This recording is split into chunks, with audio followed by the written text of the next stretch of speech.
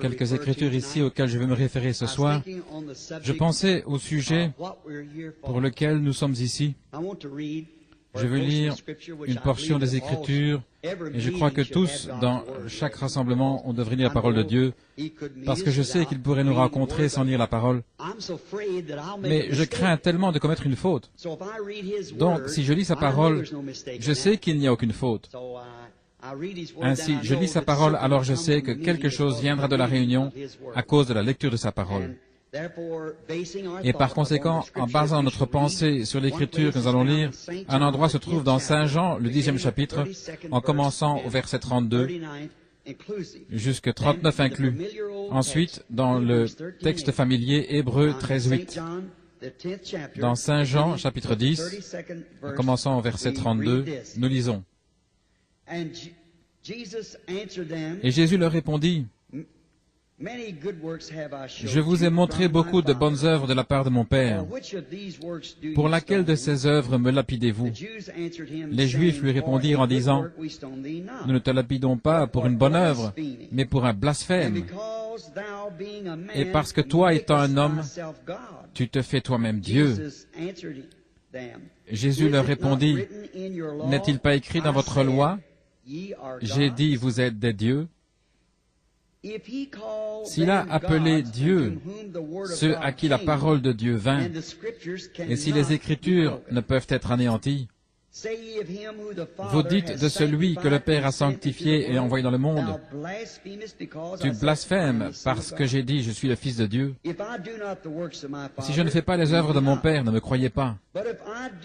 Mais si je les fais, bien que vous ne me croyez pas, croyez aux œuvres, pour que vous sachiez et croyiez que le Père est en moi et moi en lui. Pour cela, ils cherchaient encore à le saisir, mais il s'échappa de leurs mains. Et dans Hébreux, chapitre 13, verset 8, Jésus-Christ est le même hier, aujourd'hui, éternellement. Prions. Père céleste, sanctifie le message ce soir, Seigneur, pour le message et ceux qui écoutent la parole, car nous le demandons au nom de Jésus. Amen. Maintenant, comme nous approchons de ce texte, juste un petit texte formel pour ce premier soir, pour faire connaissance, je désire prendre le texte, le Christ identifié de tous les âges. Maintenant, le livre des Hébreux nous dit qu'il est le même hier, aujourd'hui et pour toujours. Et nous lisons dans la Bible ici que ces Juifs étaient en train de l'interroger. Nous voyons que les Grecs l'interrogeaient. C'était une question constante. C'était parce que tant de gens avaient des interprétations différentes à son sujet. Personne n'a jamais entendu parler de lui sans qu'il désire le voir. Je suis sûr que si je demandais ce soir combien aimerait voir Jésus, chaque main se leverait. Il n'y a personne qui ait jamais entendu parler de lui, qui désire le voir. Il y a quelque chose dans son nom. Simplement, cela nous enchante. Il y a quelque chose qui secoue notre cœur, simplement entendre le nom Jésus. Parce que dans ce nom, nous avons le pardon des péchés. Nous avons notre rédemption. Car toute la famille dans le ciel porte ce nom-là. Ainsi, Dieu a pris ce nom humain pour être placé sur lui-même quand il a été manifesté dans la chair. Quel nom merveilleux! Maintenant, nous pensons à lui étant si grand. Et à travers les âges, tous les hommes ont crié pour voir Dieu. Maintenant, le problème, depuis le temps de Job, je pense que Job est considéré comme l'un des plus vieux livres de la Bible. C'était placé juste dedans, écrit au temps de Moïse. Moïse a écrit les 4 premiers livres. Maintenant, nous croyons que Job a crié une fois, il a dit, si je pouvais simplement le voir, si je pouvais aller dans sa maison, j'aimerais frapper à sa porte. Nous savons tous que nous venons de quelque part. Nous sommes derrière un rideau. Il y a quelque chose qui aspire en nous. Quelque chose, nous savons que nous venons de quelque part. Nous ne pouvons pas être exactement ce que nous sommes sans qu'il y ait quelque chose derrière nous. Ma montre ne pourrait simplement pas être là comme ça. N'importe qui avec son bon sens devrait savoir que cette montre, les rubis, la mesure du temps, les régulations, les ressorts et les aiguilles, ça ne pourrait pas simplement apparaître. C'est impossible que ça apparaisse comme ça. Regardez le reste de la création, comme c'est placé ensemble. Nous savons que ça ne peut pas être comme ça. Le hasard. Combien plus l'homme par rapport à une montre. L'homme a conçu la montre, il l'a réglée, il l'a assemblée. Ainsi, s'il est impossible pour cette montre que ce soit par hasard, combien plus grand pour vous et moi que nous ne venions pas ici par hasard. Il doit y avoir un créateur avant nous. Si nous regardons sa grande création, comment il vit en elle, nous observons une feuille, comment une feuille se détache d'un arbre vers la mi-août. La vie la quitte et descend dans la racine. La feuille tombe et va tout droit à la surface de la terre. Maintenant, qu'est-ce qui se passe? Il y a une intelligence qui parle à cette chose. L'arbre n'a pas d'intelligence en soi. Ainsi, la vie descend dans la racine de l'arbre pour se cacher par le temps froid. Si elle restait là, elle mourrait. L'hiver la tuerait. Maintenant, que fait la feuille? Elle reste sur le sol et pourrit. Que fait la vie pendant qu'elle est dans la racine? Elle suce de nouveau la substance de cette feuille morte, le calcium et tout ce qui est en elle, et elle remonte au printemps et revient juste à sa place, ramenant une autre feuille. C'est un témoignage. La mort, l'ensevelissement et la résurrection. Le soleil se lève un certain matin comme un petit bébé qui naît. À 8 heures ou 9 heures, il va à l'école. À 10 heures, il sort de l'école. À 12 heures, dans son âge mûr. Et ensuite, il commence à mourir. Mourir encore et s'enfoncer à l'ouest. Est-ce que c'est tout? Il se lève le matin suivant pour témoigner. La vie, la mort, l'ensevelissement, la résurrection. Tout. Dieu vit dans sa création. Il a fait cela et il l'a fait à travers tous les âges. Maintenant, une seule façon par laquelle nous allons trouver que Dieu vit toujours, nous pouvons le voir dans sa création. Mais comment Dieu s'est-il jamais montré lui-même aux gens? Quelqu'un disait, eh bien, où est Dieu? Vous parlez tellement à son sujet, en Afrique, dans les champs de mission là-bas. Parmi les Afrikaans, ils utilisent le mot « amoya » qui signifie une force invisible comme le vent. Votre Dieu, dit-il, le Dieu qu'on ne voit pas, il est comme le vent, c'est une puissance, et nous ne le voyons pas. Eh bien, je crois que nous pouvons le voir, parce que nous trouvons dans le 12e chapitre de Saint Jean, quelques Grecs sont venus pour voir Jésus, et ils ont dit, « Messieurs, nous voudrions voir Jésus », et on les a amenés à lui. Vers ses disciples. Et Hébreux 13:8 dit qu'il est le même, hier, aujourd'hui, éternellement. Et s'il pouvait être pris en leur jour pour être vu par l'un de ses disciples, alors pourquoi nous, ses disciples ce soir, ne pouvons pas les amener dans sa présence? Il est le même hier, aujourd'hui, pour toujours. La Bible dit qu'il l'est. Il est le même hier, aujourd'hui, éternellement. Maintenant, je sais que ceci semble insensé, mais si vous pouvez supporter quelques instants avec moi, je crois, avec l'aide de Dieu, avec sa parole et selon sa parole, que je peux l'amener juste ici devant vous. Et alors, quelle consolation! C'est pour cela que nous sommes ici. Nous, chrétiens, nous sommes ici pour trouver consolation, pour amener, pour venir dans la présence du Dieu que nous connaissons, qui peut nous ressusciter comme il le fait pour la feuille, qui peut nous ramener. Est-ce simplement un mythe? Est-ce simplement quelques mots mis ensemble? Est-ce simplement des fables juives? Ou est-ce une vérité? Là où il y a beaucoup d'erreurs, il doit y avoir une vérité quelque part. Là où il y a un faux dollar, je dirais qu'il doit y avoir un vrai, à partir duquel il a tiré. Là où il y a beaucoup d'imitations, il doit y avoir un Dieu authentique quelque part. Maintenant, si nous ne le servons pas, alors écartons-nous de la chose que nous sommes et allons le servir. Parce qu'après tout, à quoi sert notre confession s'il n'y a rien? Et notre sincérité ne nous éloigne pas de la condamnation. Les païens sont sincères. Les gens boivent de l'acide phénique quelquefois, ils sont sincères. Ils pensent qu'ils sont en train de prendre quelque chose d'autre. La sincérité ne fait pas. Il doit y avoir une voix qui est juste et une voix qui est fausse. Je crois que la Bible est juste. Je crois que la parole de Dieu est juste. Maintenant, Dieu doit juger, pardonnez-moi, il doit juger le monde par quelque chose. Maintenant, quand j'étais un petit garçon, ma famille, avant moi, pas mon père et ma mère, mais avant cela, nous étions des Irlandais des deux côtés, ainsi nous, elle était catholique. Il était juste naturel pour moi de retourner à l'église catholique. Bien, mon père et ma mère s'étaient mariés en dehors de l'église, ils n'allaient pas à l'église, et ensuite, quand j'ai atteint l'âge de reconnaître qu'il y avait un Dieu, comme beaucoup d'entre vous ont lu mon livre, je savais qu'il y avait un Dieu quelque part. Mais alors, la pensée, c'est que si Dieu va juger le monde par l'église, alors par quelle église? Si c'est l'église catholique, alors quelle église catholique? La romaine, l'orthodoxe? Par laquelle va-t-il le juger? S'il va le juger par la protestante, est-ce par la méthodiste, la baptiste, pentecôtiste, presbytérienne? Laquelle? Voyez, il y a trop de confusion. Ainsi, quelqu'un dirait, eh bien, oui, c'est différent, aussi longtemps que vous êtes sincère. Le premier livre de la Bible, qu'est-ce qui a causé la mort, la maladie, le chagrin et le péché? C'est parce qu'une personne a douté d'une seule parole. Dans le dernier livre de la Bible, le même Dieu, dans Apocalypse 22, a dit, « Quiconque en retranchera une parole ou y ajoutera une parole, sa part sera retranchée du livre de vie. » Ainsi, ce doit être le livre du jugement.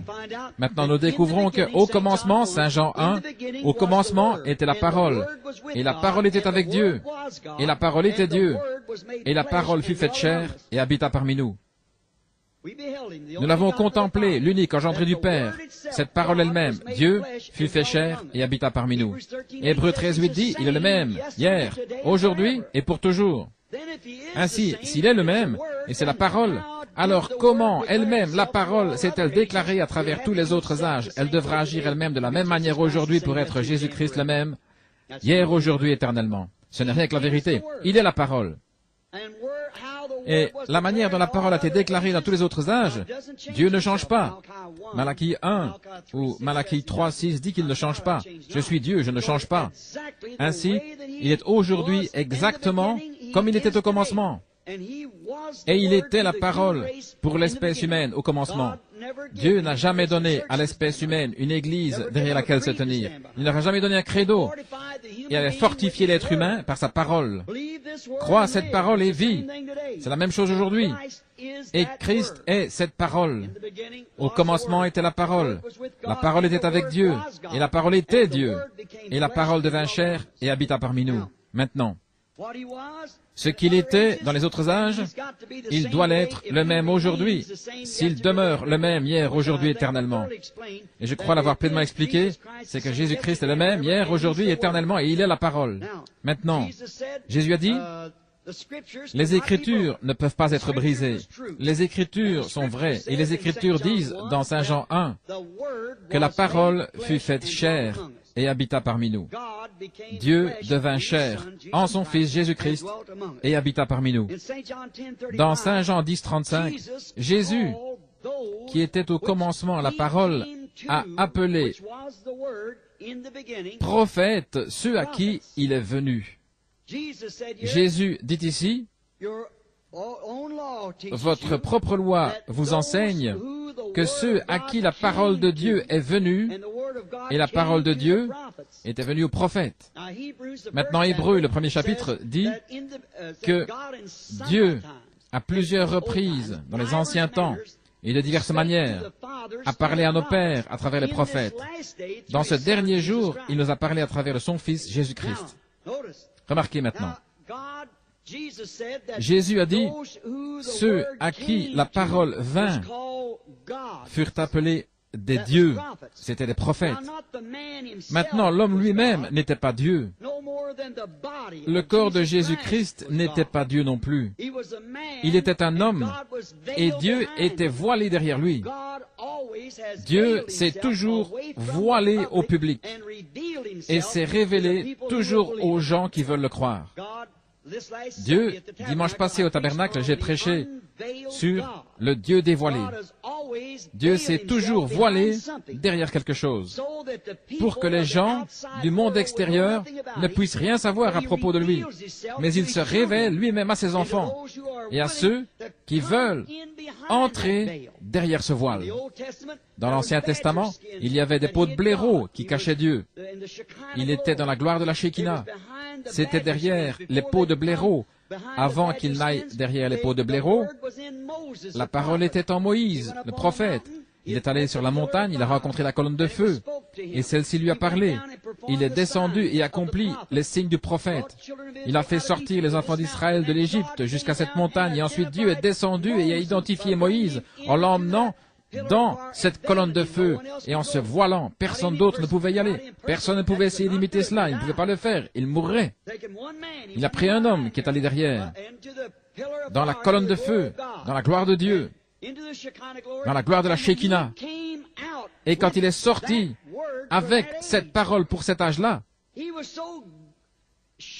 il brillait tellement de la gloire de Dieu qu'il devait voiler sa face. Les gens ne pouvaient pas le regarder fixement. Et ça, c'était le voile naturel. Qu'est-ce que c'est? Quand un homme perce ce voile dans la gloire de la Shekinah, alors le monde l'appelle fanatique. Ils ne peuvent pas voir ce qui ne va pas. Mais là derrière, il n'a pas de beauté, peut-être il ne pourrait pas prononcer ces mots correctement. Il pourrait ne pas être correctement habillé. Il pourrait ne pas se vêtir des habits de clergé. Elle pourrait ne pas se vêtir de la façon dont il pense qu'elle le devrait. Voyez, mais à l'intérieur, derrière cette peau de blaireau, derrière cette peau humaine, là-dedans se trouve la gloire de la Shekinah. Là-dedans, il y a la puissance. Là-dedans, il y a la parole. Là, il y a le pain de proposition. Et la gloire de la Shekinah, qui est la lumière, qui constitue la lumière, qui mûrit le grain.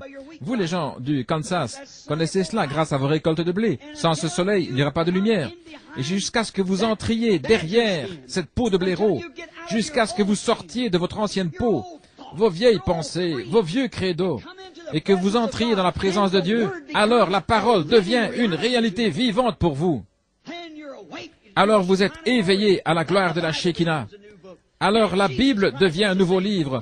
Alors Jésus-Christ est le même, hier, aujourd'hui, éternellement. Vous vivez dans sa présence, mangeant les pains de proposition, qui est seulement pourvu ce jour-là pour les croyants, les sacrificateurs. Et nous sommes des sacrificateurs, un sacerdoce royal, une nation sainte, un peuple particulier, donnant des sacrifices spirituels à Dieu. Mais vous devez entrer derrière le voile pour voir le Dieu dévoilé. Et Dieu est dévoilé. C'est sa parole rendue manifeste. Maintenant, aujourd'hui, nous avons beaucoup de gens qui disent, eh bien, nous, dans tel et tel, nous croyons ainsi. Et l'autre groupe dit, nous, en tant que tel et tel, nous croyons ainsi. Voyez, vous avez tellement d'interprétations. Dieu n'a pas besoin d'interprète. Il interprète sa propre parole. La Bible dit, ce n'est pas l'objet d'une interprétation particulière. Dieu se révèle lui-même. Il le fait. Au commencement, il a dit que la lumière soit. Et il y a eu la lumière. Ça n'a pas besoin d'une interprétation. Dieu a dit, une vierge concevra. Elle a conçu. Ça n'a pas besoin d'interprétation. Dieu a dit dans les derniers jours, il répandra son esprit sur toute chair. Et il l'a fait.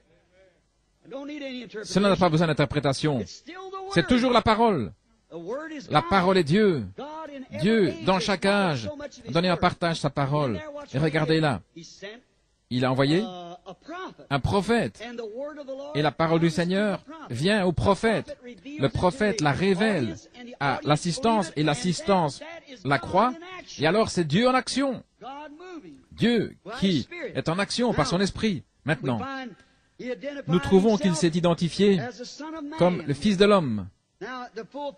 Maintenant, pour accomplir, quand il est venu sur la terre, souvenez-vous, il s'est identifié lui-même au public, à l'extérieur. Il s'est identifié comme Fils de l'homme. Il est venu en 3 noms de fils. Il est venu comme Fils de l'homme, Fils de Dieu, Fils de David.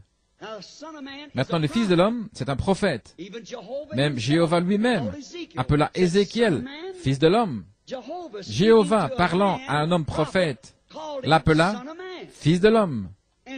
Et Jésus s'identifia lui-même comme Fils de l'homme, parce que les Écritures ne peuvent pas être brisées. Dans Deutéronome 18, 15, Moïse a dit, après que les enfants d'Israël disent « Ne permets plus que Dieu nous parle, nous voulons que Moïse nous parle », il a dit « Je ne leur parlerai plus comme cela, mais je leur enverrai un prophète ». Dans Deutéronome 18, 15, il a dit « Le Seigneur votre Dieu suscitera un prophète semblable à moi ». Et ainsi, cette écriture ne peut pas être brisée. Il devait venir comme Fils de l'homme. Maintenant, c'était pour son âge, quand il était ici sur la terre. Ensuite, quand il est mort, ressuscité et est monté, et a envoyé de nouveau le Saint-Esprit, c'était le Fils de Dieu. Dieu est esprit. Et à travers les âges de l'Église, il était fils de Dieu. Et alors, dans le millénium, c'est fils de David, assis sur le trône, régnant. Il est monté, celui qui vaincra s'assiera avec moi dans mon trône, comme j'ai vaincu, et je me suis assis sur le trône de mon Père. Il est assis sur le trône du Père maintenant. Mais dans le millénium, il se met sur son propre trône, parce qu'il est le fils de David. Il est fils de l'homme, fils de Dieu, fils de David. Voyez, c'est tout simplement parfait. Maintenant, nous découvrons qu'il devait venir comme prophète. L'immuabilité de sa parole. Dieu ne change pas. Dieu ne change pas, car il était le prophète qui était en Joseph. Il était le prophète, il était Dieu en Joseph, il était Dieu en David. Regardez Joseph, il était juste le portrait presque parfait de la vie de Christ. Mais il a commis une faute pour montrer que ce n'était pas lui. Les hommes font des fautes. Voyez, il a dit à Pharaon, il a dit à son père, qui était un prophète, Jacob, il a dit, dites à Pharaon que nous sommes des éleveurs, parce qu'un berger, c'est une abomination devant un Égyptien. Mais le père, l'esprit, ne lui avait pas permis de faire cela. Il a dit, vos serviteurs, les bergers. Ainsi, vous voyez, Joseph, qui a commis une faute. David, le grand homme, a fait une faute. C'était un homme selon le cœur de Dieu. Pourtant, il a pris Bathsheba, pensant qu'il pouvait cacher cela du Dieu même qu'il avait servi toute sa vie. Mais Dieu l'a dévoilé par Nathan le prophète, voyez. Et pourtant, regardez David, quand il sortait exilé loin de son propre peuple, un roi rejeté, sa propre fille avait été violée par son frère, et les autres frères avaient tué celui-ci, et il était là, Absalom s'était levé et avait divisé l'armée, suscitant une révolution. David, son propre père, était excommunié, retranché, rejeté par son peuple. En sortant de la ville, le petit homme, quelque peu paralysé, se traînant là, le ridiculisait, crachant sur lui, se garde à tirer son épée, disant, « Épargnerai-je la tête de ce chien qui crache sur mon roi ?» David a dit, « Laisse-le tranquille. » Dieu lui a dit de faire cela. Sans doute David ne savait pas ce qu'il était en train de faire. Il montait le même mont des Oliviers là, en pleurant un roi rejeté. Quelques centaines d'années plus tard, Jésus-Christ se trouvait sur la même montagne, le fils de David, en train de pleurer comme un roi rejeté. Et ils ont craché également sur lui. Vous voyez, toutes ces choses donnaient un portrait de Christ. C'était une partie. Dieu ne change pas, sa nature ne change pas, son caractère ne change pas. Il est toujours la parole. Oui. Et Malachie 3:6 prouve cela. Il change simplement sa forme pour chaque âge. Dans chaque âge, il a réservé une partie de la parole qui a été prophétisée, qu'elle arriverait dans certains jours. Bien, quand cet âge apparaît, Dieu entre simplement dans une autre forme. Voyez, c'est Dieu tout le temps. La parole faite chair et habitée parmi nous. Maintenant, dans Hébreux 4, nous découvrons, Hébreux 4:12, que Jésus était parfaitement identifié par ses œuvres, ce qu'il faisait, parce que Hébreux 4:12 dit que la parole de Dieu est plus tranchante qu'une épée à double tranchant. Elle discerne aussi les pensées et les intentions du cœur. C'est comme cela qu'Abraham, quand cet homme l'a rencontré avec la poussière de ses vêtements, et nous découvrons que quand Abraham a vu cet homme, il l'a appelé à l'écart. 2 d'entre eux sont descendus à Sodome. Une belle image de ce jour dans lequel nous vivons. Et nous trouvons un moderne Billy Graham et ceux de Sodome, les faisant sortir. Regardez, l'Église élue, la vraie semence d'Abraham. Lot était un neveu. Mais Abraham, cet homme n'est point descendu, celui qui parlait avec Abraham. Et comme il parlait avec Abraham, il a dit, Abraham, maintenant souvenez-vous, son nom était Abraham, quelques jours avant ça. Et sa femme, c'était Sarai, pas Sarah. Il a dit, Abraham, où est ta femme Sarah? Elle est dans la tente derrière toi. Il a dit, je vais te visiter selon le temps de la vie. Et Sarah, dans son cœur, elle a ri en quelque sorte. Et l'homme avec le dos tourné à la tente, il a dit, pourquoi Sarah a-t-elle ri dans la tente derrière lui? Et Abraham a appelé cet homme Elohim. Elohim, celui qui existe par lui-même. Maintenant, le mot anglais, Dieu, signifie n'importe quoi. Ces mots anglais, vous devez faire attention parce qu'ils renferment toutes sortes d'idées perverties. Un Dieu, ce pupitre pourrait être Dieu, un arbre pourrait être Dieu, un homme pourrait être Dieu, n'importe quoi pourrait être Dieu, ce mot anglais. Mais Elohim signifie celui qui existe par lui-même. Ce pupitre n'existe pas par lui-même, l'homme n'existe pas par lui-même, l'arbre n'existe pas par lui-même. Mais Elohim, oui, celui qui existe par lui-même, manifesté dans la chair, se tenant là en train de manger, boire du lait de vache, mangeant de la chair du veau, mangeant du pain et causant avec Abraham. Et Abraham a dit que c'était Elohim. Et Jésus, dans Saint Luc 17, a dit, Comme il en était au jour de Sodome, ainsi en sera-t-il au retour quand le Fils de l'homme sera rendu manifeste. Non pas Fils de Dieu maintenant, le Fils de l'homme manifesté. Quand il est en train de se révéler, se faisant connaître à son Église, le Fils de l'homme sera révélé juste avant le Fils promis. Abraham avait vu Dieu sous plusieurs formes, une lumière, des visions, mais Dieu ici était dans un homme, juste avant que le Fils attendu et promis apparaisse. Jésus a dit, avant que le Fils promis ne revienne, Elohim se manifestera, sa parole, dans la chair. Dieu, messieurs, nous voudrions voir Jésus. Dieu manifesté comme étant le même dans tous les âges. Cela a toujours été ainsi, il s'est caché dans la chair humaine. C'est Dieu en vous. Encore un peu de temps et le monde ne me verra plus. Mais vous, vous me verrez. Je serai avec vous. Il est même en nous. Il y sera jusqu'à la consommation, jusqu'à ce qu'il se révèle dans la forme venant du ciel. La parole de Dieu de cet âge, qu'a-t-il promis pour cet âge? Si vous regardez dans la Bible et vous voyez la promesse pour cet âge, et vous voyez que c'est la vivre, peu importe qui a dit que c'est vrai ou faux, c'est vrai parce que c'est Dieu interprétant sa propre parole. Il n'a pas besoin de personne pour dire, eh bien, ces jours sont passés, il n'y a rien de tel que la guérison divine, et tout ça c'est du fanatisme. C'est faux. Quand Dieu dit qu'il fera cela dans un certain âge, il le fera. Mais la chose, c'est que nous entrons dans un courant passé, une école, une ancienne école, et nous manquons. C'est la raison pour laquelle nous avons manqué Jésus quand il est venu. Ils essayaient toujours de vivre sous la loi. Quand la Bible avait clairement dit, je vais le lire, il a dit, sondez les Écritures, en elles vous pensez que vous avez la vie éternelle, et ce sont elles qui témoignent de moi. Si les Écritures ne témoignent pas de moi, alors c'est faux. Certainement, il pouvait avoir vu que la Vierge concevrait. Certainement, c'était la réponse parfaite des Écritures. Nous, chrétiens, nous croyons cela maintenant. Mais quel bien cela aurait-il fait pour Moïse de venir avec le jour de Noé, le message de Noé? Quel bien cela aurait-il fait pour Jean-Baptiste de venir avec le message de Moïse? Voyez, nous n'avons pas le message de Sankey, nous n'avons pas le message de Moody. Nous avons le message de cette heure.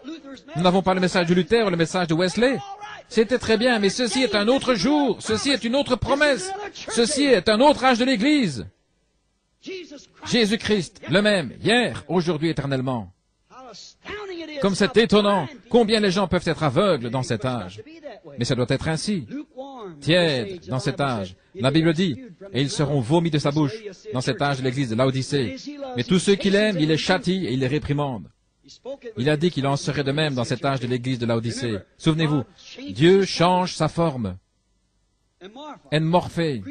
Le mot grec signifie qu'il met un masque différent, comme dans Carmen ou quelque chose, ou la pièce de théâtre de Shakespeare. C'est comme un acteur. Il change sa forme. Tout ce qui était ses prophètes, c'était Dieu dans ses prophètes. Jésus l'a dit, vous les appelez Dieu, ceux à qui la parole de Dieu est venue. Et me voici, le Fils de Dieu. Comment me condamnez-vous? Oh là là, c'est la même chose aujourd'hui. C'est Dieu manifesté dans la chair. Le message de l'heure. La lumière du jour. Nous ne pouvons pas avoir ces autres messages-là du passé. Ils ont été complètement vécus. Nous vivons dans un reflet de lumière. C'est le plus grand vol que la nation ait jamais connu a été accompli en Angleterre par de fausses lumières, de faux feux de signalisation. 7 millions de dollars ont été volés dans un train. Le plus grand endettement, un repère pour l'âge des bandits dans le monde. Et le plus grand repère des bandits dans l'âge, dans le monde où nous vivons, c'est une fausse lumière dans cette heure dans laquelle nous vivons, essayant de nous ramener en arrière à une espèce de credo ou ces choses, alors que nous sommes des épîtres vivantes. En d'autres mots, nous sommes des épîtres qui vivent, qui sont écrites et qui maintenant vivent la parole de Dieu, comme il a promis dans cette heure. La parole manifestée des épîtres écrites qui ont été vécues, c'est ce qu'étaient les apôtres, c'est ce qu'était Jean-Baptiste. Il était la voix de celui qui criait dans le désert. Il essayait de leur dire cela. Il était aussi Malachie 3. Voici, j'envoie mon messager devant ma face pour préparer la voie devant le peuple. Il était cette parole vivante. Et la vraie Église née de nouveau dans cette heure est la parole vivante de Dieu. Elle est la parole de cet âge, rendue manifeste. Sondez les Écritures et voyez ce qui doit arriver dans cet âge. Voilà encore Christ vivant. changeant simplement son masque de l'un à l'autre. Maintenant, il était complètement identifié comme le Messie. Ils auraient dû le connaître. Nous connaissons que le Messie était censé faire cela. Il était censé être un prophète. C'est ce que dit la Bible. Voilà ce qu'il a dit qu'il était. Moi, le Fils de l'homme. Qui dites-vous que je suis, moi, le Fils de l'homme? Il s'identifie toujours comme le prophète de l'âge. Il s'identifie comme le prophète de Dieu. C'est ce qu'il était. Mais il était plus qu'un prophète. Il était le Dieu prophète. Ce que David était, ce que Moïse était, ce qu'Élie était, ce que tous étaient. En lui demeure la plénitude de la divinité corporellement. C'était le Dieu prophète. Il était Dieu, Jéhovah, devenu chair en son propre Fils, se suscitant un tabernacle pour se manifester dedans. Tous les restes, tous les autres ont failli. Ils avaient des défauts. Il n'y a point de défaut en lui. Mais Dieu lui-même a dit, celui-ci est mon Fils bien-aimé en qui j'ai pris plaisir de demeurer. C'est juste, aucune faute en lui. Écoutez-le. Il était Dieu manifesté. Ils ont dit, tu te fais toi-même Dieu ou égal à Dieu. Il l'était. Il était son propre Fils. Il était la manifestation de Dieu. Dieu était en Christ, réconciliant le monde avec lui-même. Et dans ce dernier jour, il parle au peuple à travers son Fils, Christ Jésus, se faisant connaître, alors qui est Christ, la parole. La parole de qui? La parole de Moïse? Oui, mais aujourd'hui, il est la parole manifestée pour ce jour. Remarquez comment était Jésus maintenant. C'était un prophète. Nous voyons, il avait le signe messianique. Dans Saint Jean, chapitre 1, pour 5-10 minutes avant de terminer. Saint Jean 1, nous le voyons venir sur la terre, il était né d'une vierge, c'est ce que dit la Bible, il était conçu dans le sein d'une vierge. Maintenant, ce n'est pas que cette vierge soit une déesse, vous dites, qu'en est-il de Marie? Elle était imparfaite, elle était la femme, simplement une femme comme toute autre, pas une déesse, une femme. Quelqu'un disait, n'avez-vous pas honte de dire cela? Non, monsieur, regardez, voit-elle commis la faute? Eh bien, voici où il en a fait une. Lorsqu'ils sont allés à la fête de Pentecôte, et que les gens ont effectué un voyage de 3 jours, et ses parents l'avaient perdu. Ils sont retournés pour le chercher, et ils l'ont trouvé dans les Écritures, en train de débattre avec les sacrificateurs dans le temple. Regardez ce que Marie a dit, juste devant ces sacrificateurs, ces critiques. Elle a dit, ton père et moi t'avons cherché avec larmes. Mais la parole redresse toujours l'erreur. Il était la parole, un garçon de 12 ans. D'où lui vient cette sagesse? Souvenez-vous, juste là, elle a renié son témoignage. Elle a dit que Dieu était son père. Et la voici ici en disant, ton père Joseph et moi t'avons cherché avec larmes. Il a dit, ne sais-tu pas que je dois m'occuper des affaires de mon père?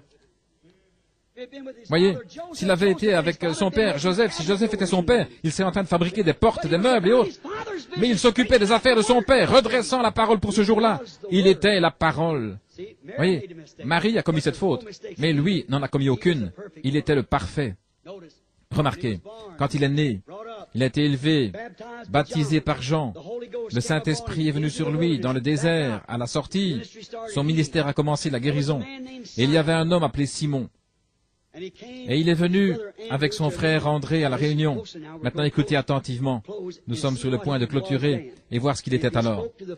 Et il a parlé au Père, les prophètes, dans les derniers jours, il a parlé par son Fils. Voyez ce que Dieu est aujourd'hui, s'il est identifié de la même façon.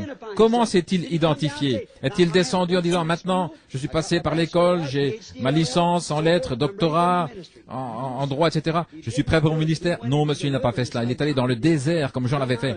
Il en est sorti loin du Saint-Esprit.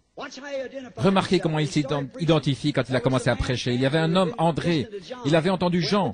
Il était allé avec Jésus pour découvrir où il était. Il l'a suivi jusqu'à la réunion. Il a amené son frère, Simon. Dès que Simon est entré dans la présence de Jésus, Jésus a dit, « Ton nom est Simon, et tu es le fils de Jonas. » Cela l'a identifié. Juste là, le nom de Pierre a été changé de Simon à Pierre, ce qui est une petite pierre, et il est devenu la tête de l'Église plus tard. Ensuite, nous voyons ce nom-là, le nom de Philippe. Il a dit, maintenant, attendez une minute. Nous n'avons pas eu de prophète durant 400 ans. Le prophète suivant nous savons qui il doit être. Ainsi donc, il a contourné les montagnes environ 25 kilomètres. Si jamais vous êtes là pour indiquer la place, il a trouvé un ami avec lequel il avait eu des leçons de Bible ensemble. C'était un homme très loyal, un homme bien cultivé. Son nom était Nathanaël. Donc sans doute, en s'avançant vers la porte, ayant trouvé qu'il n'était pas à sa maison, ça devait être sa femme qui a dit, « Il est là dans le champ des Oliviers en train de prier. » Ainsi, Philippe était tellement enthousiaste au sujet de ce qu'il avait vu accomplir, la parfaite identification de Deutéronome 18:15. Un prophète s'est levé. Ainsi, il s'en est allé, il a rencontré Nathanaël, il a dit, « Nathanaël, viens voir celui que nous avons trouvé. » Il n'avait pas de temps de discuter à propos du temps ou ces choses-là. Le message était urgent, son cœur brûlait. C'est trop pour nous maintenant, nous avons trop d'autres choses à faire plutôt que cela. Et la première chose, vous savez, il a dit, « Viens voir qui nous avons trouvé, Jésus de Nazareth, le fils de Joseph. » Introduisons-nous un peu dans leur conversation alors qu'ils marchent le long de la côte.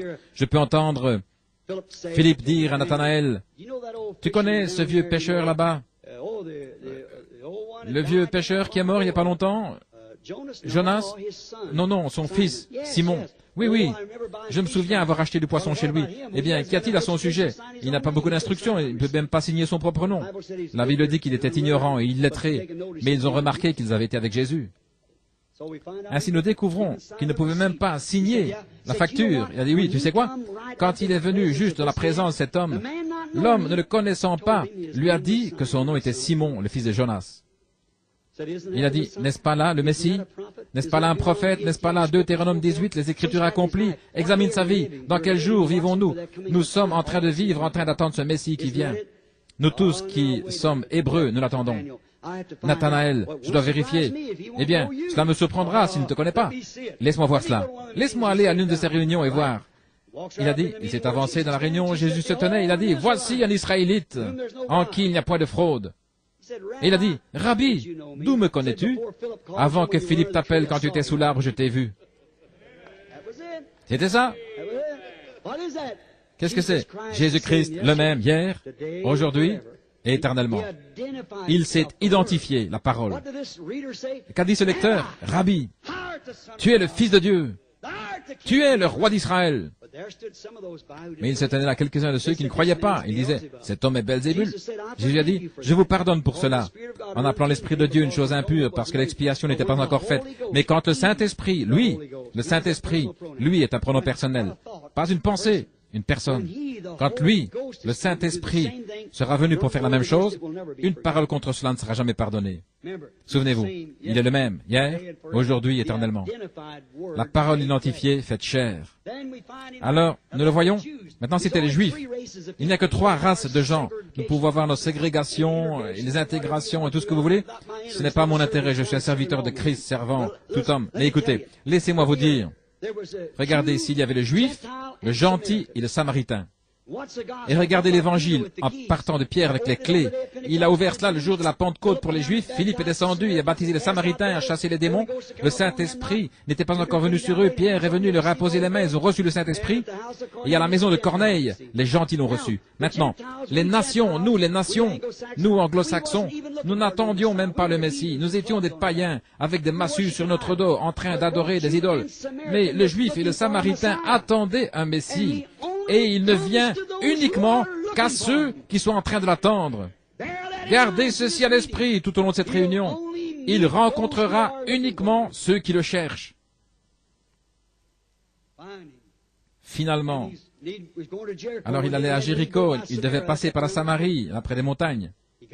Il est allé là, à l'endroit où il s'est identifié comme Messie, montrant son signe messianique, et ils ont blasphémé. Ainsi, il devait passer par la Samarie. Ils attendaient aussi un Messie. Il est arrivé à Sichar, vers 12 heures. Le puits est toujours là. Il s'y asseye juste après, juste au port de la ville, là où se trouve la pompe publique, et ils viennent pour puiser de l'eau. Ils laissent simplement descendre avec une manivelle leur grand récipient, comme aujourd'hui. Et parler d'équilibre, quelques-unes d'entre vous, les femmes, marchez avec des livres sur la tête. Vous devriez voir comment ces femmes marchent avec un récipient d'environ 23 litres sur la tête, et chacune des hanches, et elles marchent simplement en tenant l'équilibre. Et là, vers midi, il avait envoyé les disciples dans la ville pour acheter des vivres. Et il y avait une femme de mauvaise réputation dans la ville. Il ne lui était pas autorisé d'être avec le reste des femmes. Elle est venue au puits pour avoir sa portion. Alors qu'elle était en train de faire descendre le pot, elle a regardé et un homme était assis là qui lui a parlé, « Femme, apporte-moi à boire. » Maintenant, ils avaient la ségrégation là entre les Juifs et les Samaritains. Elle lui a fait savoir directement que ce n'était pas la coutume pour un homme de son genre de demander à une femme chez elle, une Samaritaine, une faveur, parce que les Juifs et les Samaritains n'ont pas de sentiments les uns pour les autres. Ils n'ont pas de choses en commun. Il a dit, mais si tu connaissais à qui tu t'adresses, tu m'aurais demandé à boire et je t'aurais donné une eau que tu viens pas puiser ici. Qu'est-ce qu'il faisait? Il contactait l'esprit de la femme, il était un prophète. Et la discussion était là, il devait adorer à Jérusalem ou à la montagne. Il a dit, le Père cherche ceux qui adorent en esprit et en vérité. Et il a continué jusqu'à ce qu'il trouve ce qui était le problème de la femme. Il est allé droit jusqu'à ce qu'il découvre son problème. Nous savons tous ce que c'était. Si vous lisez la Bible, Saint Jean 4, qu'avons-nous trouvé? Elle avait trop de maris. Il a dit, va prendre ton mari, viens ici. Elle a dit, je n'ai pas de mari. Il a dit, tu as dit la vérité, car tu en as eu 5. Regardez la différence entre ces petites femmes et ces sacrificateurs en ce jour-là. Elle a dit, monsieur, je perçois que tu es un prophète. Nous n'en avons pas eu pendant 400 ans. Je perçois que tu es un prophète. Nous savons que quand le Messie viendra, c'est la chose qu'il fera. Est-ce juste? Il nous montrera ces choses, il nous dira ceci. Il a dit, je le suis, moi qui te parle. Un homme ordinaire, 30 ans, il paraissait probablement 50, parce qu'il venait de dire en Saint Jean 6, tu es un homme qui n'a pas plus de 50 ans, et tu dis que tu as vu Abraham, maintenant nous savons que tu es un démon. Mais il a dit, avant qu'Abraham fût, je suis. Il était juste là, un jeune homme, probablement la barbe grisonnante, son corps frêle, pas de beauté que nous désirions, une vieille peau de blaireau, mais ce qui se trouvait dedans, c'était la Shekinah. Ce qui se trouvait dedans, c'était Dieu. Dieu, qu'est-ce que c'était? Là, identifier la parole de Dieu, connaissant le secret de leur cœur. Ouais, c'était la parole de Dieu. Il était la parole de Dieu. Et la parole de Dieu fait toujours cela, parce qu'il est le même, hier, aujourd'hui, éternellement. Voyez cela? Trouvez dans votre pensée maintenant, remarquez le même hier, aujourd'hui, éternellement. Elle a couru dans la ville et a dit, venez voir un homme qui m'a dit ce que j'avais fait. N'est-ce pas le Messie? Si c'était le signe du Messie pour les Juifs et pour les Samaritains, et il ne fait exception de personne, il est le même hier, aujourd'hui, éternellement. Et c'était la fin, quand Dieu a cessé de traiter avec les Juifs et les Samaritains. Et ceci est la fin de la dispensation des nations, quand il est venu à travers les réformateurs et ainsi de suite jusqu'à la fin. Et il a promis, comme il en était au jour d'Abraham. Ainsi en sera-t-il quand le Fils de l'homme sera révélé aux nations dans le dernier jour. Il devait retourner à nouveau. Laissez-moi me dépêcher ici, il est 9 heures.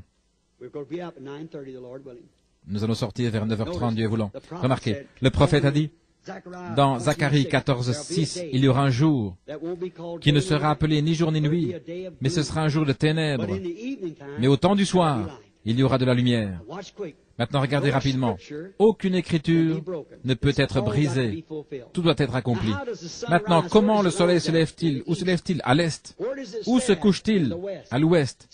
La civilisation a voyagé avec le soleil, et de même l'Évangile. Saisissez? Maintenant, nous sommes de nouveau juste à la côte ouest. Si nous allions un peu plus loin, nous allons revenir à l'est. Nous allons traverser juste autour du Pacifique jusqu'à l'est. Vous voyez, maintenant la civilisation a voyagé avec le soleil. L'Évangile a traversé les eaux, il est venu à partir de la Méditerranée, a traversé le Saint-Paul à l'Allemagne. L'Allemagne a traversé la Manche, l'Angleterre. Il a traversé au-delà de l'Atlantique jusqu'aux États-Unis. Et maintenant, c'est encore retourné au Pacifique. Regardez, le même soleil qui se lève à l'est est le même soleil qui se couche à l'ouest. S-U-N, le soleil. Et le même Saint-Esprit qui est tombé le jour de la Pentecôte à l'est. Maintenant, c'était un jour qui ne pouvait être appelé jour. C'était sombre. Un jour sombre, pluvieux. Vous voyez ici au Kansas, pluvieux, sombre. Nous avons eu assez de lumière pour nous joindre à l'église, pour faire ces choses, assez de lumière pour sortir un peu. Mais il a dit, au temps du soir, il y aura de la lumière. Le Fils devrait revenir. Et le Saint-Esprit revient dans ces derniers jours avec la plénitude de la puissance de Dieu, à nouveau, la parole manifestée à travers les luthériens, et comme une pyramide qui s'élève. Le luthérien, Première réforme, Wesley, la Pentecôte. Et maintenant, elle s'affûte exactement. Mais lorsque la pierre de fête reviendra sur la pyramide, elle devra s'ajuster comme le reste. Vous ne pourrez même pas passer une lame de rasoir. Ainsi sera le ministère dans ces derniers jours. Il sera si proche. C'est quand votre main est dans le positif, et là, l'ombre de votre main est dans le négatif. Après un moment, ils deviennent un. Ils deviennent ainsi. Et c'est ainsi que l'Église devient l'épouse par rapport à Christ. Ils deviennent un, comme mari et femme. Vous voyez? Ça revient dans les derniers jours. Nous essayons de vivre dans l'éclat d'un autre jour. Il est le même, hier, aujourd'hui et éternellement. Il s'identifie parfaitement avec Hébreux 13:8. Jésus-Christ le même hier, aujourd'hui et éternellement. Si nous avions vécu au temps de Luther, nous regarderions en arrière ici. Et si nous avions vécu au temps de Sardes, Luther était ce messager, c'est exact, avec le cheval et le reste. Et dans l'âge de Wesley, Philadelphie, le grand réveil, l'amour fraternel, nous trouvons Wesley exactement à la place où la Bible a dit qu'il serait. Nous trouvons cela aujourd'hui. C'est l'heure dans laquelle nous vivons. Ces Grecs ont manqué de le voir. Pourquoi? Messieurs, nous voudrions voir Jésus. Ils ont manqué de le voir parce qu'il était habillé dans son temple humain, Dieu, dans un homme. La chair humaine était ce qui les avait aveuglés. Ils ne pouvaient pas comprendre. Toi, étant un homme, tu te fais toi-même Dieu, ou égal avec Dieu. Il a dit, eh bien, si vous pouviez les appeler des dieux par la loi, ceux à qui la parole de Dieu est venue, et aucune écriture ne peut être brisée. Alors, il est la plénitude de cette parole. La parole qui était pour ce jour-là le Fils de Dieu, le Rédempteur, quand Dieu lui-même est venu sur la terre et habité dans un homme pour prendre la mort sur lui-même, pour racheter tout. Cet arbre sorti du jardin d'Éden, pas la femme, l'homme, le second Adam, qui est mort et est allé en terre pour ramener ses substances. Amen. Ces feuilles qui étaient tombées loin en arrière, pour les ramener par la résurrection. Combien pourrait-on dire de choses à ce sujet? Ça prendrait des heures. Mais nous sommes ici à cet endroit maintenant. Les nations de ce jour ont manqué de le voir parce que c'était dans la chair humaine. Je me demande si nous ne faisons pas la même chose aujourd'hui. Je me demande si nous ne faisons pas la même triste faute qu'ils ont faite. Manquer de le voir parce qu'il était, lui, la parole pour cet âge, identifié dans un corps humain. Un garçon qui n'avait pas d'instruction, que nous n'avons jamais connu, fréquentant l'école, pas d'organisation, pas d'instruction. Il n'avait aucune réputation, sinon un homme bizarre,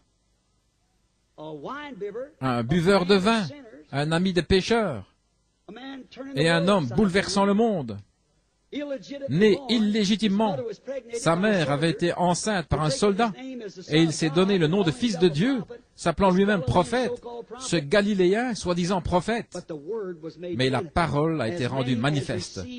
Tous ceux qui l'ont reçu, à eux, il leur a donné le pouvoir, la puissance pour devenir fils de Dieu. Il en est de même aujourd'hui, quand nous voyons ce grand mouvement du Saint-Esprit manifesté. À tous ceux qui l'ont reçu, il leur a donné le pouvoir de devenir fils et filles de Dieu. Jésus-Christ identifié comme étant le même par sa parole dans chaque génération. Inclinons nos têtes. Amis chrétiens, je voudrais vous demander, arrêtons-nous et pensons juste un moment. Est-ce la vérité ou est-ce une erreur? Si c'est la vérité, nous devons tout à cela. Où allons-nous? Où est la fin? Comment pouvez-vous être sûr d'avoir raison?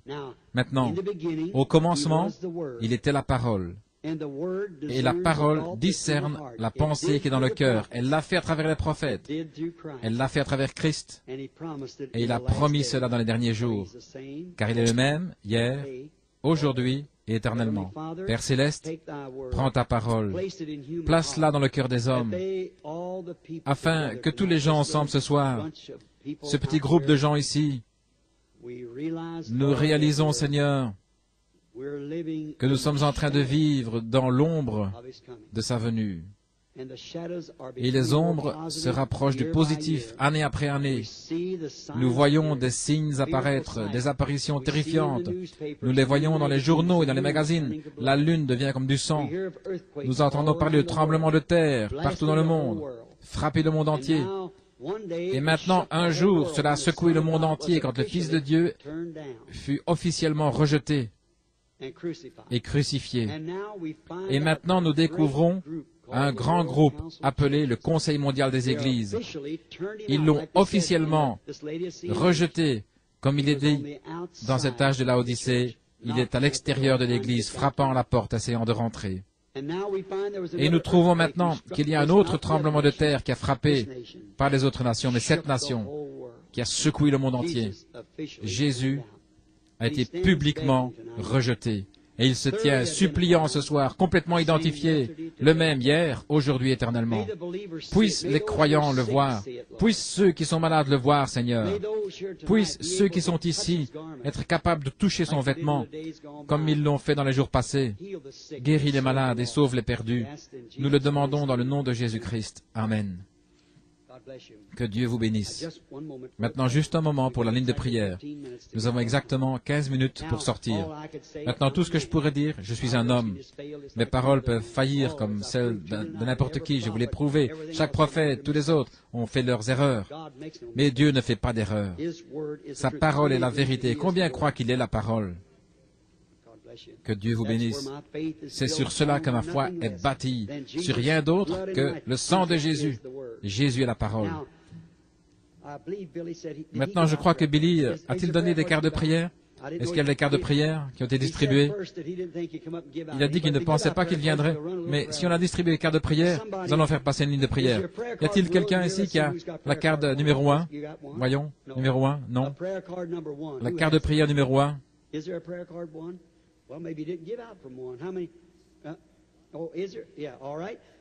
Très bien. Carte numéro 1. Venez ici. Carte de prière numéro 1.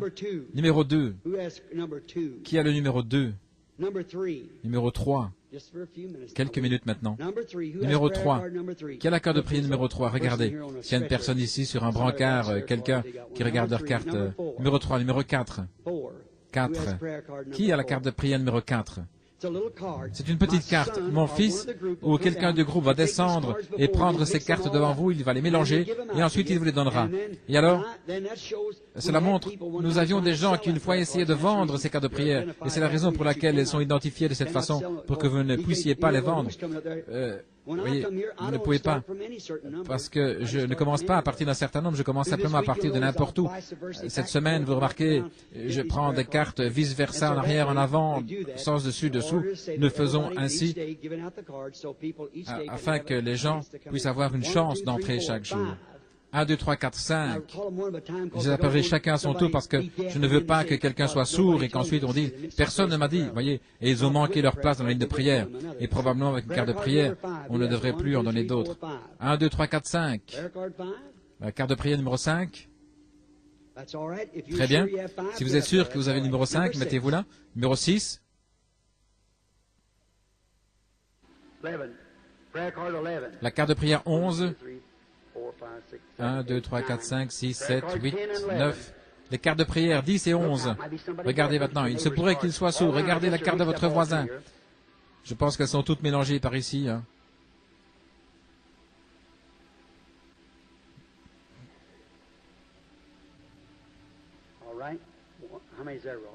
Combien y en a-t-il, Roy?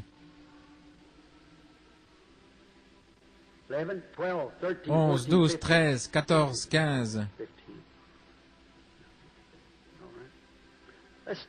Arrêtons-nous là juste une minute parce que nous n'avons pas beaucoup de temps. Maintenant, combien n'ont pas de carte de prière et vous croyez que Dieu va vous guérir? Levez la main. Que Dieu vous bénisse, c'est juste. Ayez cette foi. Maintenant, souvenez-vous les amis, pendant qu'ils s'apprêtent pour la ligne de prière, ne bougez pas maintenant pendant les 10-15 minutes jusqu'à ce que nous soyons prêts. Voyez, vous êtes un esprit. Je désire vous demander quelque chose. J'ai lu dans les Écritures qu'il est le même hier, aujourd'hui et pour toujours. Et juste, temporairement, je ne l'ai pas encore fait premièrement. Je vous ai montré qu'il est censé faire cette même chose encore dans les derniers jours. Combien croient cela? Malachie 4 et tout cela est censé juste retourner à nouveau.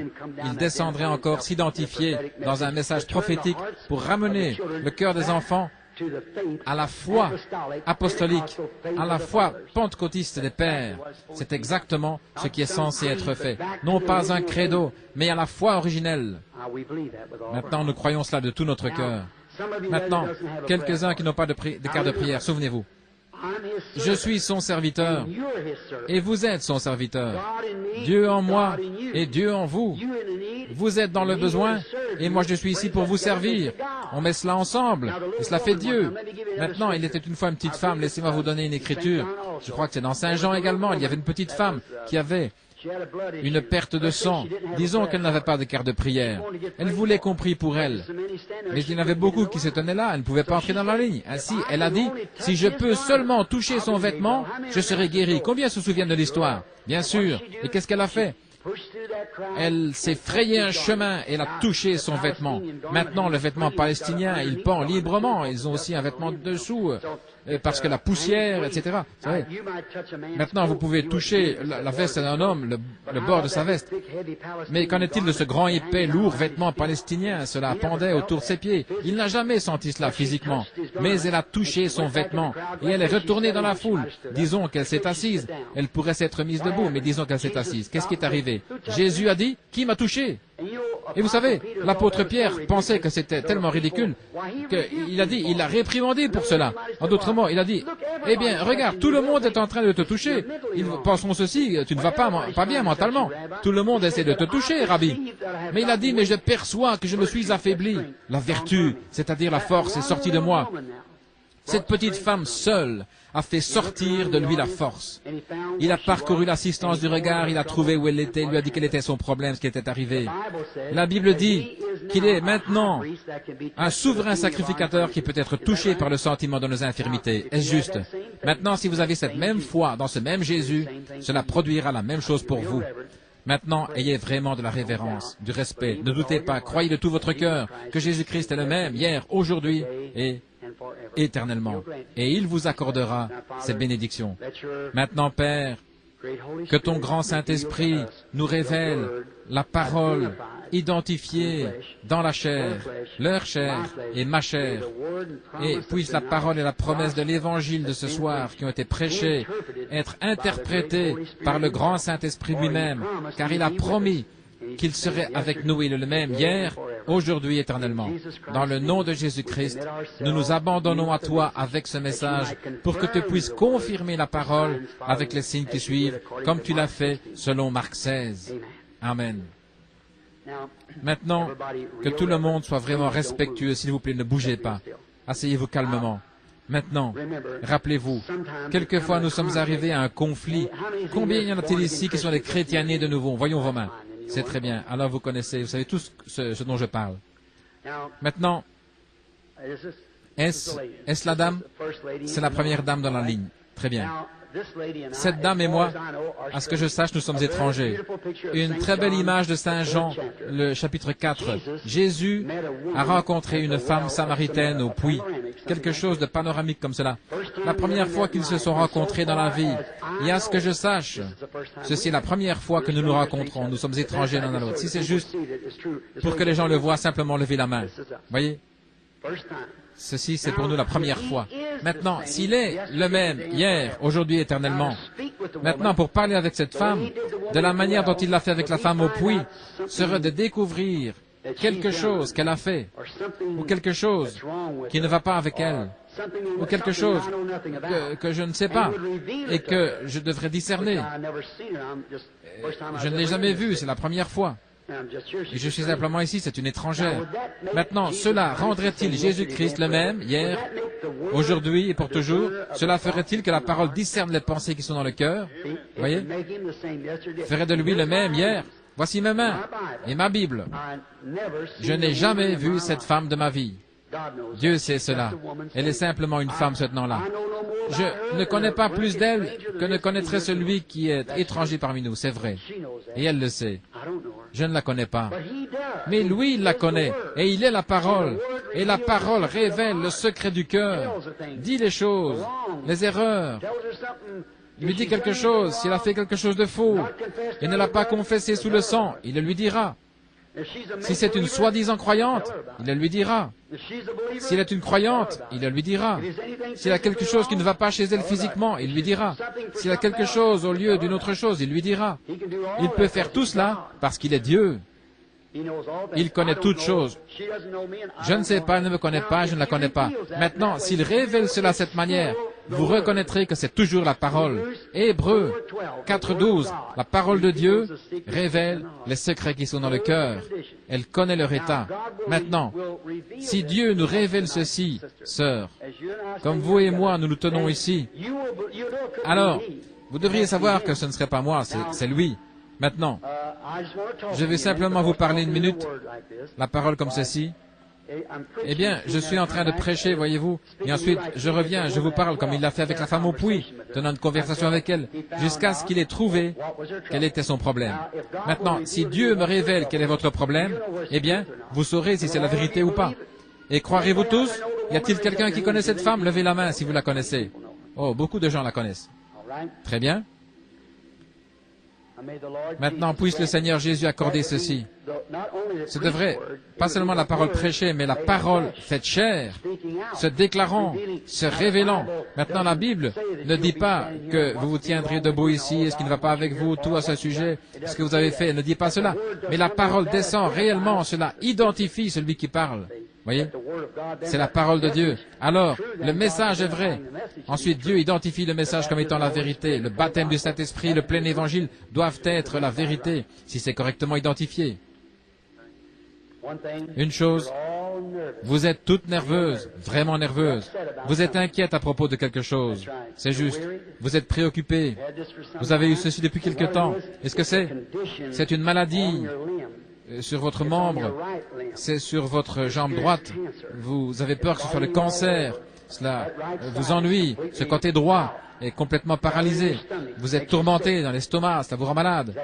Si c'est vrai, levez la main. N'ayez pas peur. Croyez simplement et il vous rétablira. Croyez-vous? Ça va. Allez, en remerciant Dieu pour cela et soyez guéris. Que le Seigneur vous bénisse. Je voudrais vous imposer simplement les mains. Croyez-vous qu'il le m'aime hier, aujourd'hui, éternellement? Maintenant, voici à nouveau une image. Un homme blanc, une femme de couleur. Jésus, un juif, elle, une samaritaine. Voyez, il leur a fait connaître qu'il n'y a pas de différence dans l'espèce humaine. Dieu est mort pour nous tous. C'est juste. Dieu a fait d'un seul sang toutes les nations. Le pays dans lequel nous avons grandi, ayant changé notre couleur, ça n'a rien à voir avec ce qui est à l'intérieur de nous. C'est juste. Maintenant, vous êtes une chrétienne.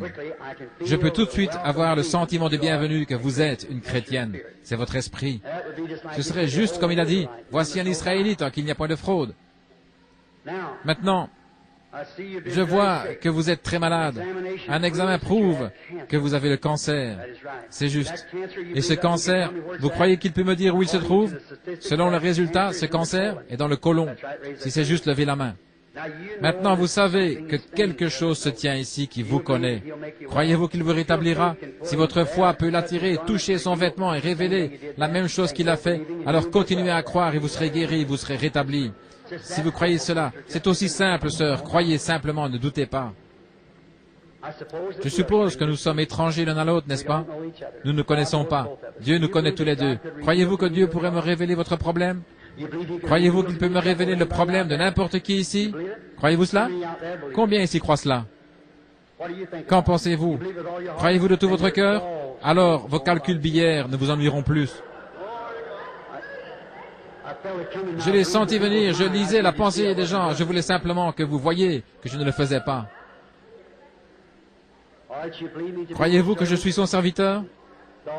De tout votre cœur. Merci. Vous êtes une chrétienne. Oui, vous l'êtes. Et pas une prétendue chrétienne, une vraie chrétienne, née de nouveau.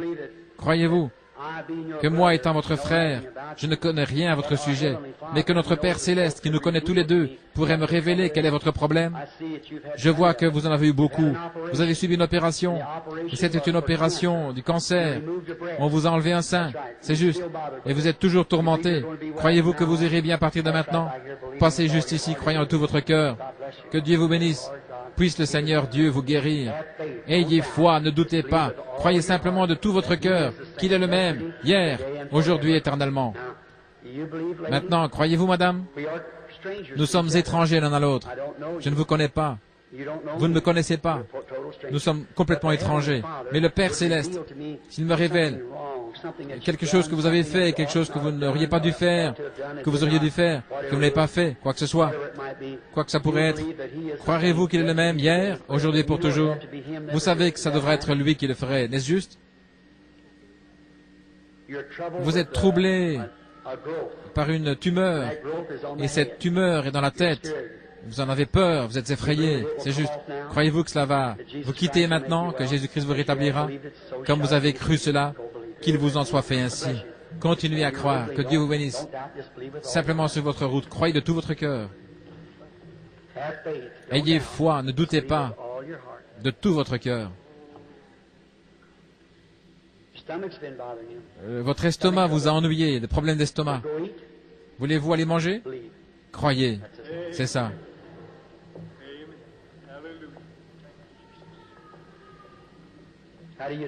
Comment allez-vous? Nous sommes étrangers l'un à l'autre. Je ne vous connais pas, vous ne me connaissez pas, mais il y a quelqu'un ici, invisible, mais voilé entre nous, qui connaît ce qu'est votre problème. Je vois que vous essayez. Oui, c'est de l'arthrite. Croyez-vous qu'il vous rétablira? Allez en croyant. Vous n'en souffrirez plus jamais si vous croyez simplement.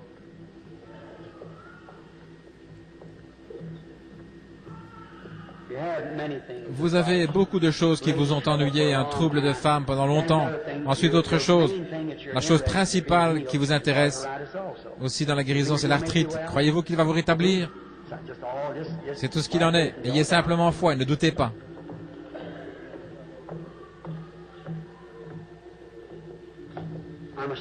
Je vous suis étranger.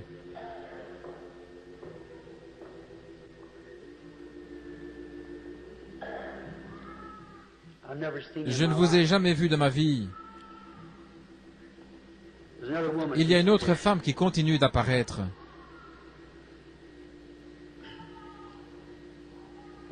Si Dieu me révèle quelque chose à votre sujet, oui, c'est une tumeur.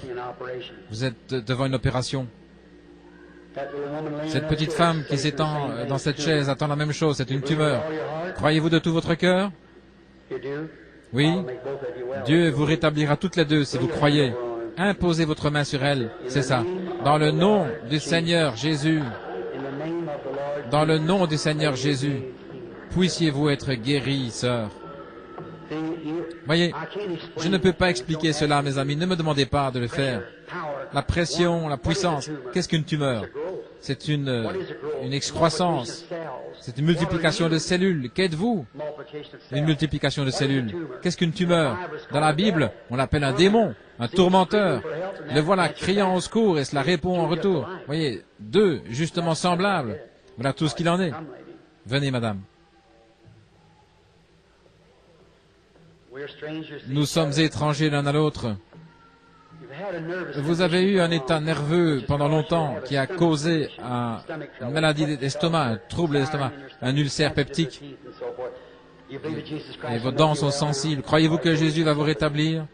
Alors allez prendre votre souper et croyez de tout votre cœur. Jésus-Christ vous rétablira. Croyez simplement. Nous sommes étrangers l'un à l'autre. Où Dieu habite-t-il dans un être humain? Dans le cœur. C'est là que se trouve votre problème, dans votre cœur, pas à cause du manque de Dieu, mais en laissant votre foi augmenter pour guérir ce trouble de cœur, vous irez bien. Allez en croyant. Croyez de tout votre cœur maintenant, ne doutez pas. Si vous pouvez croire, toutes choses sont possibles. Combien croient de tout leur cœur? Croyez-vous que Dieu est ici pour vous rétablir? La parole est-elle faite chair? Qu'est-ce que c'est? Maintenant, peu importe combien je crois, vous devez croire aussi. Voyez, cette femme a touché son vêtement, elle l'a cru. Il y a ici un homme qui me regarde. Il a une hernie et des hémorroïdes. Croyez-vous que Dieu vous guérira? Si vous croyez cela, vous pouvez avoir ce que vous avez demandé. Y a-t-il quelqu'un d'autre ici qui croit que Dieu guérit les malades et les affligés? Croyez-vous que la parole, ce soir, connaît le secret des cœurs? Croyez-vous cela? Très bien. C'est maintenant que nous sommes réellement en retard. Comment devriez-vous croire? Maintenant, vous qui connaissez que cette écriture est manifestée, ne laissez pas. Maintenant, le voile de la chair vous tourmentez, vous inquiétez. Souvenez-vous, c'est la parole promise pour aujourd'hui. Combien comprennent cela? La parole promise. Je ne sais pas combien d'imitations vous avez vues. ainsi que Dieu m'aide. Jésus-Christ a promis ceci, et c'est la vérité. Maintenant, les dernières paroles qu'il a dites avant de quitter la terre et de monter au ciel, il a dit, allez partout dans le monde, Marc 16, prêchez l'évangile, celui qui aura cru et qui aura été baptisé sera sauvé, celui qui n'aura pas cru sera condamné. Ces signes suivront ceux qui auront cru. Croyez-vous quelle fut la dernière commission? S'ils imposent les mains aux malades, ils seront guéris. Combien savent que c'est la vérité? Maintenant, chacun de vous, il y a quelques minutes, vous avez levé la main disant que vous étiez un croyant. Maintenant, je désire que vous imposez les mains les uns aux autres. Nous ne devrions pas continuer. Vous savez qu'il est ici. Ainsi, imposez-vous simplement les mains et priez pour cette personne assise à côté de vous. Si vous êtes un croyant, maintenant, il a dit, ce n'est pas seulement moi, mais c'est vous. Chacun de vous. Vous le croyez maintenant? Dites Amen. Très bien. Maintenant, regardez. Ne priez pas pour vous-même, parce que la personne qui a ses mains sur vous est en train de prier pour vous. Voyez, vous priez pour eux, et je vais prier pour vous tous. Et si vous le croyez d'un commun accord, ceci sera l'un des temps les plus formidables que vous ayez jamais vus. La présence de Jésus-Christ qui devrait illuminer l'Église, de savoir que dans ces derniers jours, où les credos, les dénominations et les ismes et toutes choses ont asphyxié la parole, et Jésus, la parole, est en dehors de l'Église, et vous le voyez revenir juste parmi le peuple, s'identifier, lui-même comme il a promis, dans les derniers jours, quand le Fils de l'homme est en train d'être révélé. Il a été révélé dans le baptême, il a été révélé dans la guérison divine, et le voici dans son dernier attribut. Souvenez-vous, c'était la dernière chose qu'Abraham a vue avant que le feu ne tombe et ne juge le monde des nations, et avant que le fils promis, Isaac, ne vienne sur la scène. Ceci est la dernière chose que l'Église chrétienne verra en signe de miracle jusqu'à l'apparition de Jésus-Christ. Si Dieu m'a donné une faveur devant vous, croyez-moi dans le nom du Seigneur. Il n'y a rien d'autre qui soit resté dans la Bible à être accompli, sinon prendre la marque de la bête, et vous, vous avez le sceau de Dieu. Priez pour cette personne à côté de vous. Posez votre main maintenant. Je cherchais des infirmes, je n'en vois pas, mais cette couchette, je crois, ça a déjà été... Oh, maintenant, posez les mains les uns sur les autres et priez. Cher Jésus, grand, immaculé Fils du Dieu vivant, qui est ici ce soir dans la forme du Saint-Esprit, qui a changé sa forme et qui est descendu et a révélé sa parole juste dans la chair humaine. Hommes, femmes, de toute marche de vie, montrant qu'il est toujours vivant, qu'il est le même, hier, aujourd'hui et pour toujours. Seigneur Jésus, nous sommes ici dans cette grande cité de Topeka. Nous sommes rassemblés ici avec tes enfants et nous prions, comme tu as été identifié parmi nous, que maintenant tu vas confirmer ta parole, la dernière commission disant « Ils imposeront les mains aux malades et ils seront guéris. » Et les gens, nés de nouveau de l'Esprit de Dieu, se posent maintenant les mains les uns aux autres pour s'identifier les uns les autres avec ta commission et ta parole. Maintenant, Satan, tu ne peux plus retenir ces gens plus longtemps. Ils sont des sujets de la parole de Dieu. Sors d'eux. Les maladies qui sont dans leur corps, ne les tourmente plus. Laisse-les s'en aller libres à partir de ce soir.